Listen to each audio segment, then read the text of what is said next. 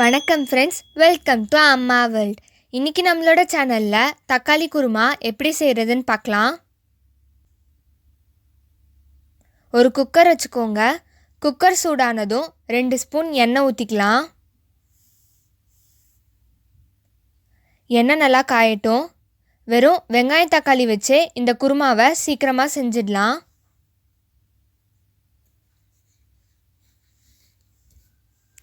எண்ணெய் காஞ்சதும் 1/4 ஸ்பூன் சோம்பு, 3 கிராம்பு, 1 மராட்டி மொக்கு, 1 பிரிஞ்சி இலை போட்டுட்டு லேசாக வறுத்துக்கலாம். சோம்பு பொரிஞ்சதும் 2 வெங்காயத்தை நல்லா பொடியாக நறுக்கிட்டு இதில் போட்டுக்கலாம்.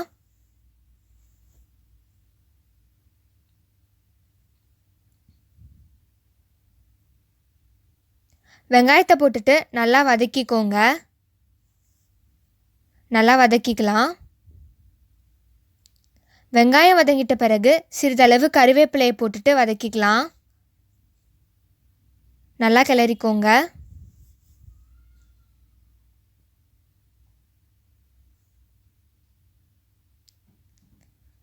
இதில் 1 ஸ்பூன் இஞ்சி பூண்டு விழுது சேர்த்துட்டு வதக்கிக்கலாம்.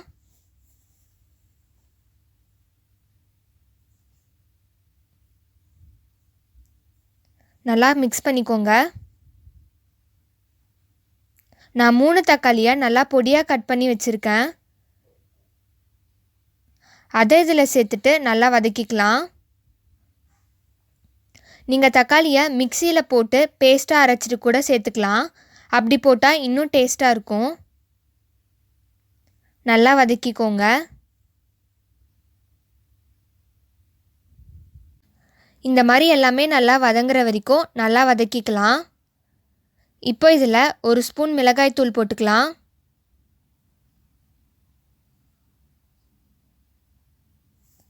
கால் ஸ்பூன் மஞ்சள் போட்டுக்கலாம்.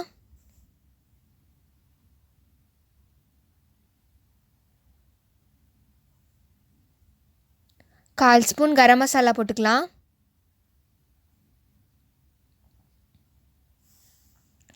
கூடவே 1/4 ஸ்பூன் வெறுமிளகாய் தூள் போட்டுக்கலாம். இதெல்லாம் போட்டுட்டு நல்லா கிளறிக்கலாம்.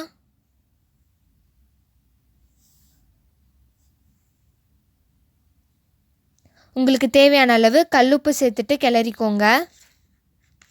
மசாலா நெடிலாம் அடங்குற வரைக்கும் நல்லா கிளறி விட்டுக்கோங்க.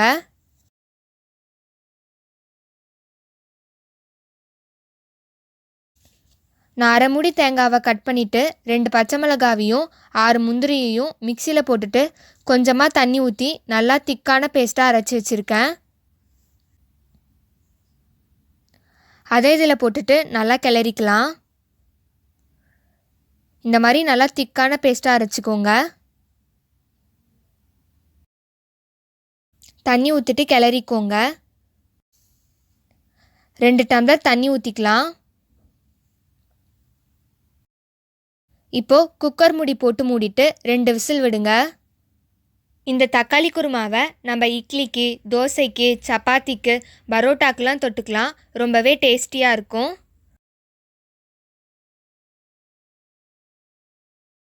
குக்கரை திறந்துக்கலாம். தக்காளி குருமா நல்லா கொதிக்குது. நல்லா கிளறி விட்டுக்கலாம். இதில் சிறிதளவு கொத்தமல்லியை சேர்த்துக்கலாம். இந்த தக்காளி குருமாவை நம்ம இட்லிக்கு, தோசைக்கு, சப்பாத்திக்கு, பரோட்டாக்கெலாம் தொட்டுக்கலாம். ரொம்பவே டேஸ்டியாக இருக்கும். இப்போ நம்மளோட சுவையான தக்காளி குருமா தயார். இந்த வீடியோ உங்களுக்கு பிடிச்சிருந்தா லைக் பண்ணுங்கள், ஷேர் பண்ணுங்கள். மறக்காமல் அம்மா வேர்ல்ட் சேனலை சப்ஸ்கிரைப் பண்ணுங்கள். நன்றி, வணக்கம்.